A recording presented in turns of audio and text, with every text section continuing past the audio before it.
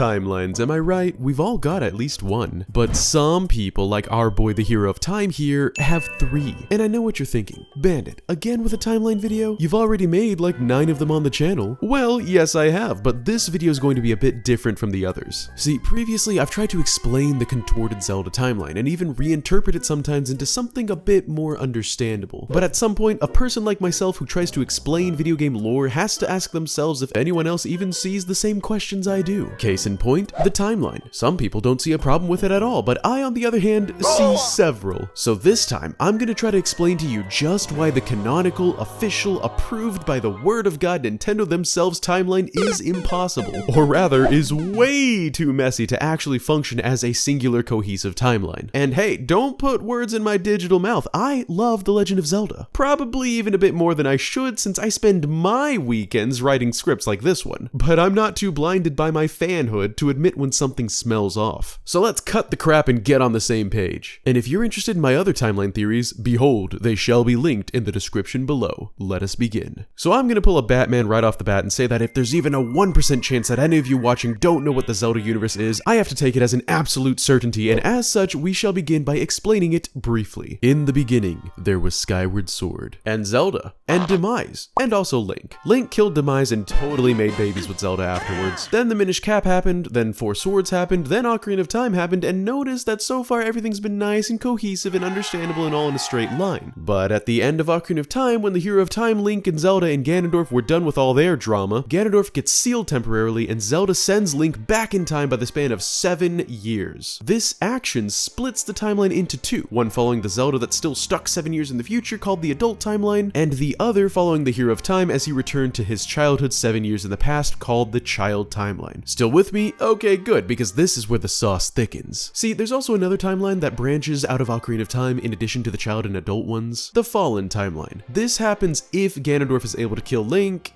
and that's it. No further explanation. Don't know when or how, but that's just it. That's the other timeline. Yep, these 3 timelines, Adult, Child, and Fallen, each extend for a few games and then just kinda stop. And then Breath of the Wild takes place after all of them, but not connected to any one of them. So that's the briefest timeline explanation of the Zelda universe in the world. You're welcome. Now let's start talking about what doesn't make sense. Really, there are just 3 big reasons why the timeline is so problematic, but let's start with the latest and work backwards. In the first place, Breath of the Wild's timeline placement is problematic, and if anything, gives more credence to those who would like to insinuate that the Zelda universe actually doesn't have a timeline, but rather that every game is simply its own event with no connections to any other games. I disagree with this train of thought personally, since the Wind Waker intro kind of blows that entire argument out of the water when it just so happens to perfectly describe the events of Ocarina of Time's Adult Timeline ending, even down to saying the Hero of Time popped in and out of time itself, which hey, just so happens to be exactly what happened, proving that the games do take place at different points of time and can and do reference one another, this being just one example. And in 2011, the Hyrule Historia book was published, which featured the first publicly released, licensed by Nintendo official canon Zelda timeline. And if you're wondering if we can really trust the Hyrule Historia or any of the Dark Horse Zelda books, check out this video by my good buddy Monster Maze. In my opinion, the existence of the Zelda timeline as a whole is really not debatable, although it will eternally be debated since headcanon is a very strong thing. But anyway, back to Breath of the Wild. By the time it released in 2017, it was clear that Aonuma, for some reason, decided to be very, very vague with its timeline placement, only confirming that it's the most futuristic Zelda game to date. Even the in-game evidence for which timeline it's supposed to take place in is super vague. There are references to all of the timelines. Zelda mentions the Twilight of the Child timeline, there are Koroks and Sea Salt from the Adult timeline, and there are Lionels and the location of the Master Sword in the Lost Woods, which only occurs this way in the Fallen timeline. With Breath of the Wild being so annoyingly vague, it's also spawned countless timeline placement theories all across YouTube, some of which I've even made, as I'm sure my veteran viewers will recall. But let's face it, the fact that Breath of the Wild itself appears to reference all 3 while not being connected to any one of them also makes one feel that the timeline either 1, had some huge merging event happen, like in Hyrule Warriors, or 2, that the timeline doesn't actually matter. This is reason number 1 for why the Zelda timeline is impossible. Reason number 2, I'm not sure if anyone remembers this, but Link's Awakening used to take place after the Oracle games in the Downfall timeline. It was a nice way of wrapping up the adventure of the Link from Link to the Past, with Link's Awakening ending by, spoiler alert, Link being stranded in the middle of the ocean. A nice, mysterious, open-ended conclusion to the hero's many adventures in the real worlds both in and around Hyrule and even in the fictional dream world of Koholint Island. However, as most fans will recall, Link's Awakening eventually got this adorable clay chibi ground-up remake which we didn't know we needed that re-released the game to the public in September of 2019. When that happened, all of a sudden, the official Zelda timeline on the official Zelda website appeared to have moved Link's Awakening to before the Oracle games.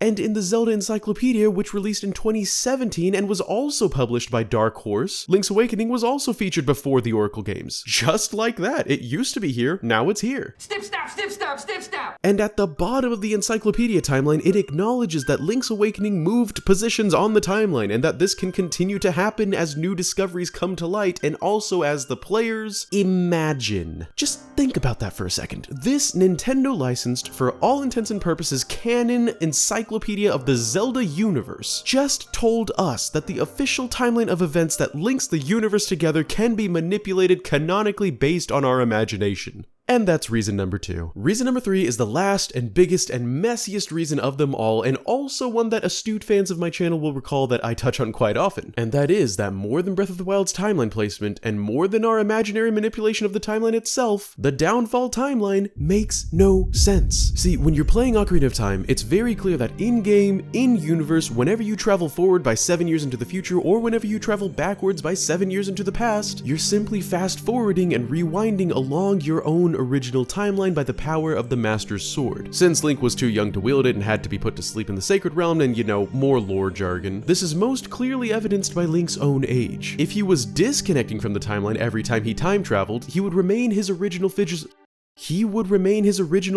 age regardless of what time frame he's currently in. So technically speaking, the quote-unquote time travel that takes place in Ocarina of Time isn't really time travel at all. Or at least not like we normally imagine it. It's just that Link himself goes unconscious while time passes around him forward for 7 years, regaining his consciousness when he's an adult. Time still passes normally, we just don't see it. Now, time does rewind when he places the Master Sword back in its pedestal, but again, since Link himself de-ages before regaining consciousness, it can be interpreted as the same thing happening, but in reverse, somehow. Everyone still with me? No? Okay, great, let's continue on. The point is, for the entirety of Ocarina of Time's story, there is only one timeline, simply being fast-forwarded and rewound. The timeline only breaks into 2 when Zelda uses the Ocarina of Time to manually send Link back to his original time frame 7 years ago. But because the Ocarina remained with Zelda while the Master Sword returned with Link, both time frames lived on, meaning the separation of these 2 artifacts is what shattered the timeline into the original Zelda's adult era and the original Link's child era. And physically it makes sense since the Hero of Time was literally removed from the adult timeline, as evidenced by the Wind Waker intro, and possibly even the Master Sword. Check out this theory for more info on that. But okay, you're probably thinking right about now, Bandit, isn't this supposed to be about what doesn't make sense on the timeline? You're absolutely correct, because this is where things do indeed stop making sense. See, there's a 3rd timeline, like I mentioned earlier, one that is completely disconnected from the canon, literal, physical events that created the adult and child timelines. The downfall timeline doesn't have to happen, and that's the entire problem with it. See, lots of people say the words timeline and reality as if they're interchangeable, but really they're not. The reason why I'm being such a stickler about this is because the adult and child timelines